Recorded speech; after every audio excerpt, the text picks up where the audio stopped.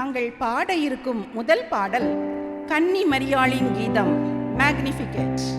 இதை இயற்றியவர் ஆபிரகாம் பண்டிதர் ஆவார். இப்பாடலின் வரிகள் பரிசுத்த லூக்கா நற்செய்தியில் இடம்பெற்றுள்ளது. இயேசுவின் தாய் மரியாள் திருமுழுக்கு யோவானின் தாயான எலிசபெத்தை சந்தித்த போது கடவுளை போற்றி பாடிய பாடலாகும். இப்பாடலை லத்தீன் மொழியின் துவக்க வார்த்தையான மேக்னிஃபிகாத் என்று அழைப்பர்.